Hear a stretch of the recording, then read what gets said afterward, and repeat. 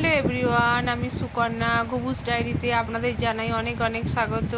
আশা করছি সকলে ভালো আছেন, সুস্থ আছেন, আমরাও ভালো আছি।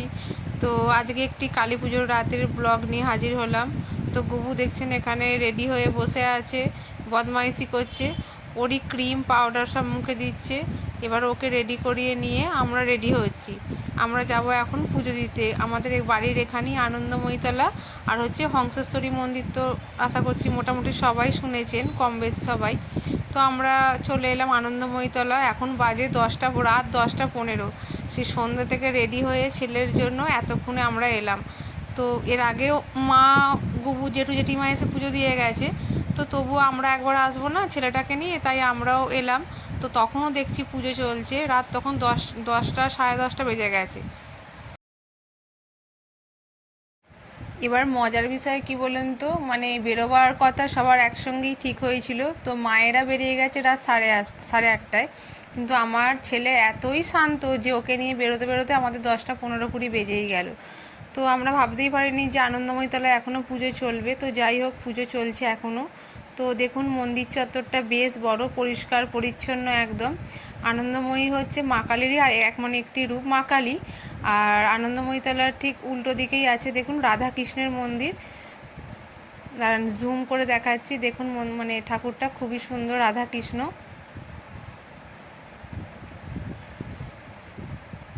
আবার এই সাইড দিয়ে বেরিয়ে এলে সামনেই একটা বড় মাঠ।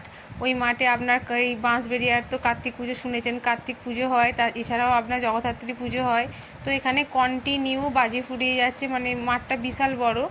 তো এখানে দেখলাম আসা থেকে মানে সমানে মানে তুবড়ি ফুলঝুরি, যেহেতু কালী পুজো দিওয়ালি হচ্ছে, আলোর উৎসব, বাজির উৎসব, তো সমানে মানে এখানে বাজি মানে ফাটিয়েই যাচ্ছে সবাই। তো এই দেখুন মা আনন্দময়ীর কাছে আমি একটুখানি ধূপ দেখিয়ে নিলাম। তো এখনও বাউন ঠাকুর পুজো করছে, তবে ভিড়টা অনেক কমে গেছে। আমরা অনেকটাই রাত করে এসেছি। তো ভিড়টা অতটা মানে সন্ধেবেলা যেরকম থাকে অতটা আর নেই, তবুও লোকজন ভালোই আছে। তো এবার আমাদের কুপন দিয়ে দিল পুজো দিলাম বলে। তো কুপন নিয়ে গুবুকে নিয়ে আমি বেরিয়ে যাচ্ছি। তো সামনে একটু দাঁড়ালাম, কিন্তু মানে বাজি ফুটছে তো ও মানে ভয় পেয়ে যাচ্ছে শব্দের চোটে। তো আমরা ওখান থেকে এবার আস্তে আস্তে বেরিয়ে পড়ছি আনন্দময়ীতলা থেকে। তো এই দেখুন এখনও সবাই এখানে বাজি ফোটাচ্ছে।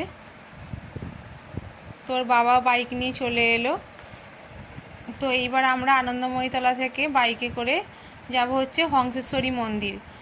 বেশিক্ষণ না, বাইকে ধরুন খুব জোর 7 থেকে 10 মিনিট লাগবে। এই চলে এলাম। এই দেখুন লেখা আছে প্রাণের শহর বাঁশবেড়িয়া। তো এখানে তো প্রচণ্ডই ভিড়। এবার মায়েরাও সমানে ওরা চলে এসেছিলো হংসেশ্বরী মন্দিরে, আমরা তখন আনন্দময়ীতলায় ছিলাম। তো আমাদেরকে গুবুর জেঠিমাও ফোন করলো যে এখানে পুজো শেষ হতে চলছে, তাড়াতাড়ি আসার জন্য। তো আমরা এই বাঁশবেড়িয়ায় মানে হংসেশ্বরী মন্দিরে চলে এলাম। তো এখানে তো খুবই ভিড় হয়েছে।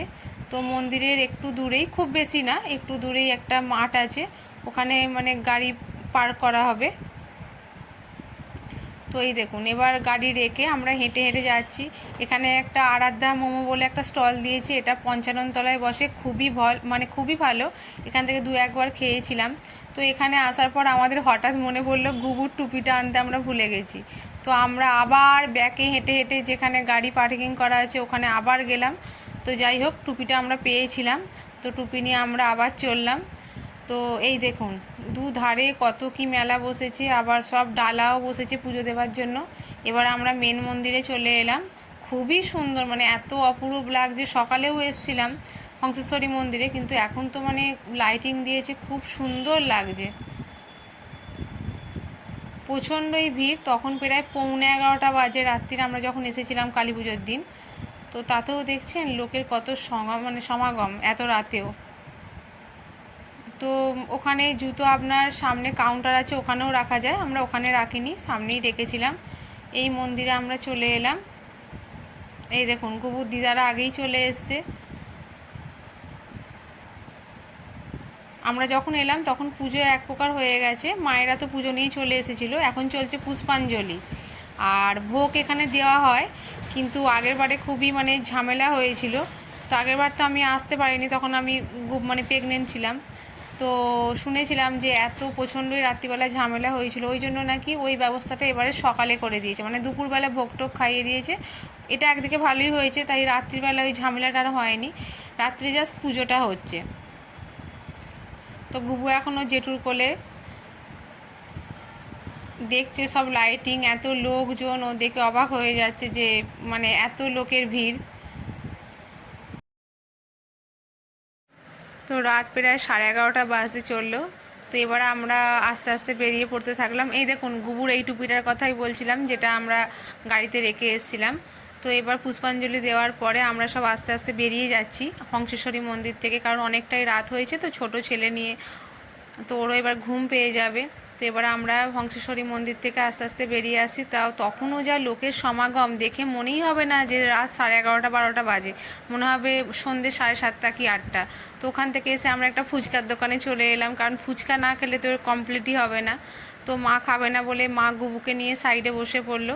তো আমরা সকলে ফুচকা টুচকা খেয়ে ওখান থেকে আমাদের যেখানে বাইক রাখা ছিল, তো বাইক নিয়ে এবার আমরা সব মানে বাইকে উঠে বাড়ির উদ্দেশ্যে চলে এলাম। তো কেমন লাগলো ব্লগটি অবশ্যই কমেন্ট সেকশানে জানাবেন। ওকে, আপনারাও ভালো থাকবেন, টাটা, আবার একটি নেক্সট ব্লগে দেখা হবে।